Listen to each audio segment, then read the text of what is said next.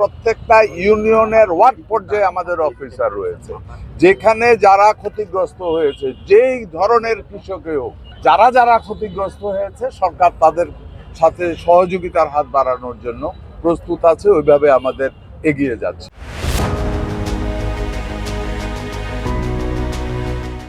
দেশের যেসব এলাকায় সাম্প্রতিক বন্যায় কৃষকরা ক্ষতিগ্রস্ত হয়েছেন, সেসব এলাকার ইউনিয়ন ও ওয়ার্ড পর্যায়ে ক্ষতিগ্রস্ত কৃষকদের তালিকা প্রস্তুত করা হচ্ছে। তালিকা শেষে সরকার ক্ষতিগ্রস্ত কৃষকদের প্রয়োজনীয় সহায়তা দেবে বলে জানিয়েছেন কৃষি ও প্রাণী সম্পদ মন্ত্রী আমিনুর রশিদ ইয়াসিন। আমাদের ডিটেইলস রিপোর্ট আসতেছে। আমি আবারও রিপিট করতেছি, প্রত্যেকটা ইউনিয়নের ওয়ার্ড পর্যায়ে আমাদের অফিসার রয়েছে, যেখানে যারা ক্ষতিগ্রস্ত হয়েছে, যেই ধরনের কৃষকই হোক, হোক সে মৎস্য, হোক সে সবজি চাষ, হোক সে ধান, হোক সে নারিকেল চাষ, সুপারি চাষ, ইভেন পান চাষ, সবাইকে কিন্তু আপনারা জানেন আমরা তাদেরকে কৃষি কার্ডের মধ্যে আমরা ইন করিয়ে ফেলছি, একদম সেপারেট করে। সো যারা যারা ক্ষতিগ্রস্ত হয়েছে, সরকার তাদের সাথে সহযোগিতার হাত বাড়ানোর জন্য প্রস্তুত আছে। ওইভাবে আমাদের এগিয়ে যাচ্ছি আমরা, লিস্ট আমাদের তৈরি হয়ে যাচ্ছে। জীবন অবাক না করলে কে করবে? 28% মিল্ক ফ্যাটের অবাক করার সাথে ফ্রেশ মিল্ক পাউডার। জীবন অবাক করুক প্রতিদিন।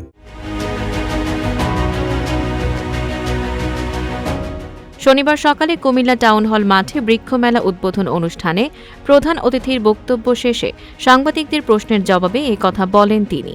বৃক্ষরোপণ কর্মসূচিতে অনিয়ম নিয়ে প্রধানমন্ত্রীর অসন্তোষ প্রসঙ্গে মন্ত্রী বলেন, দীর্ঘদিনের লুটপাটের অভ্যাস অনেকের হয়তো এখনো যায়নি, তবে সবাইকে জেনে রাখতে হবে, সরকার বৃক্ষরোপণ কর্মসূচি ঘোষণা করার পর প্রধানমন্ত্রী নিজেই এর অগ্রগতি নিয়মিত তদারকি করেন।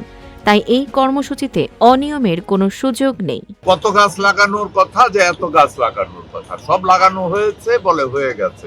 আমি আমরা পিছনে দ্বিতীয়বার কিন্তু এটাতে ইনকোয়ারি আসতেছে। দ্যাট মিনস বহুদিন ধরে একটা অভ্যাস আছে, লুটপাটের যে চরিত্রটা ছিল গত বহু বছর ধরে, ওই চরিত্রটার থেকে বহু লোক বেরোতে পারে না। এই গভর্নমেন্ট এই ব্যাপারে প্রচন্ড স্ট্রিক্ট। আপনি ওইখানেই আপনি বুঝতে পারছেন, দেশের প্রধানমন্ত্রী, মাননীয় প্রধানমন্ত্রী গাছ কোথায় লাগানোর কথা ছিল, কত গাছ লাগানোর কথা, কত গাছ লাগিয়েছে, এই খবরটা যে দেশের প্রধানমন্ত্রী রাখে, আপনার কি মনে হয় আগামী দিনে কেউ এখানে ফাঁকি দেওয়ার সুযোগ থাকবে?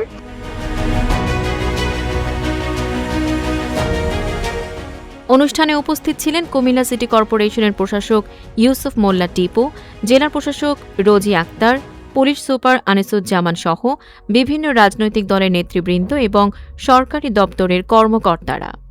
Tanjiba Nowrin, face the people.